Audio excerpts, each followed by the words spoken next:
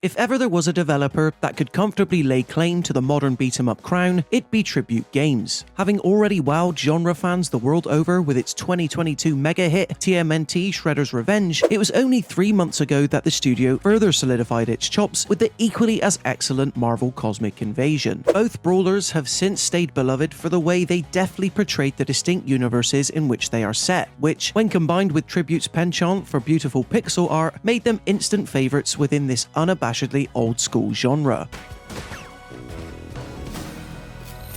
In a lot of people's eyes then, it'd be safe to assume that the team can seemingly do no wrong with whatever pop culture IP it lends its talents to. Enter Scott Pilgrim EX. Very much a continuation of the comic book series, movie, and animated TV show before it, there's a world where Tribute gave Brian Lee O'Malley's Scott Pilgrim vs. the World the same basic beat-em-up treatment as Marvel and TMNT, and then called it a day. But that hasn't ended up being the case, because not only is Scott Pilgrim EX a tight-playing beat-em-up with countless ways to approach brawls, it's also an interconnected one, setting you off within a fully realized Toronto map that can be explored in true back and forth fashion. It helps to give EX a wildly distinct flavor that not only suits, but helps to better flesh out the world of Scott Pilgrim & Co. The result is one of the freshest feeling beat-em-ups Tribute has ever made, even if most of its appeal is quite niche and stays reserved for longtime Scott Pilgrim fans.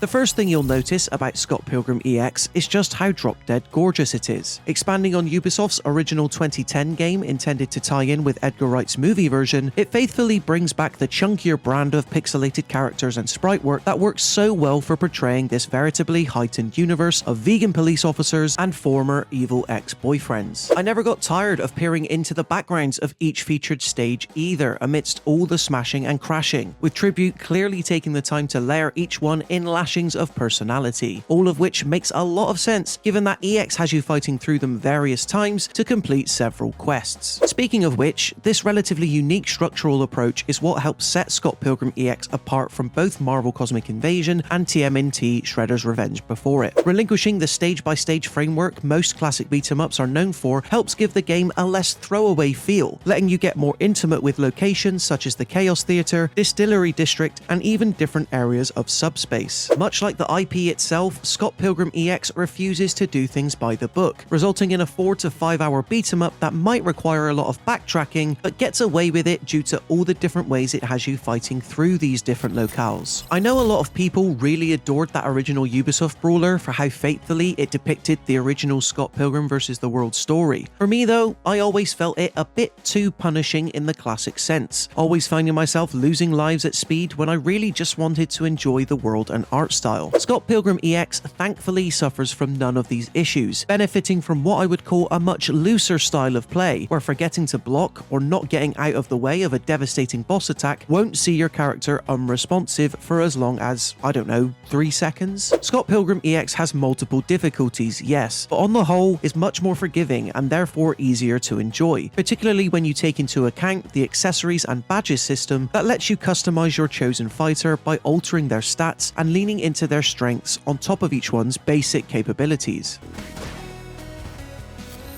There are 7 fighters to play as in total in Scott Pilgrim EX. As the basic all-rounder, I chose to play as Scott Pilgrim himself for the bulk of my playtime, and I found leveling him up by engaging in the game's shop economy to be a steady and rewarding process. A process only made simpler by the fact that almost everything you hit will spew out Canadian cents, all of which can be spent on both permanent upgrades and temporary buffs as the story rolls on. If there's one drawback to this method of leveling up, it's that it can sometimes lead to instances, particularly during boss battles, where I felt underpowered. Several times during my playthrough did I notice that my hits weren't hitting quite hard enough to stay alive for long during certain bouts, at which point I simply spent a bit of time grinding up funds to buy boosts to my vitality and strength. It's a bit annoying since the need to grind isn't something I typically associated with a beat-em-up game, but at least here there's a way to find a solution. While each playable character has their own selection of grabs, light attacks, and special moves, it's really the assist attacks where EX comes comes into its own. You see, with the game's plot requiring Scott to rescue all of Sex Bob-omb's members after being kidnapped and their instruments stolen, it's after getting them back that they offer up a new assist ability that can be implemented to engage all kinds of wacky temporary effects. Be it young Neil's nature to call in a stampede of Sex Bob-omb fans primed to steamroll large enemy groups, or the nature of Steven Stills to rock out and provide a temporary invincibility shield. Scott Pilgrim EX has a lot of fun with these last resort assists. Better yet, all can be swapped in and out between characters at any time during gameplay, applicable to any fighter so that a full team of 4 co-op players can always aid each other when needed. Honestly, Scott Pilgrim EX features so much reverence for this cult classic franchise, I do wonder how much appeal it'll have for players and general beat-em-up enthusiasts who aren't familiar with the IP. Even myself, as someone who has seen the movie and read the comic book multiple times, had to double check the meaning behind certain alternate versions of returning characters, or why a specific location was even featured. Luckily, the actual mechanics of brawling are so tight, EX is always fun to play. However, those not in the know might not fully understand events by the time a metal version of Scott rolls in to set an army of beach vegans and flying demon chicks upon you. Ultimately, Scott Pilgrim EX excels in not just being a love letter to Brian Lee O'Malley's weird and wonderful Canadian world, but a loving and faithful extension of it too. A much more ambitious Scott Pilgrim beat-em-up game than the one we got in 2010, Tribute Games' expertise is once again fully on display with a tight feeling and expansive co-op brawler that fans of the franchise won't be able to help but adore. While the boss difficulty spikes can be annoying and some references are often at risk of being too deep, it's safe to say that I'm in lesbians with Scott Pilgrim EX. We at All Out Gaming give Scott Pilgrim EX a 4 out of 5. So there you have it guys, in terms of our full review of Scott Pilgrim EX. Do you plan on picking this one up? Be sure to let us know in the comment section below. Then, when you've done that, why not leave this video a like if you enjoyed it, and consider subscribing to the All Out Gaming YouTube channel to stay up to date with even more videos like this. Until next time, thank you so much for watching, and I'll see you in the next one.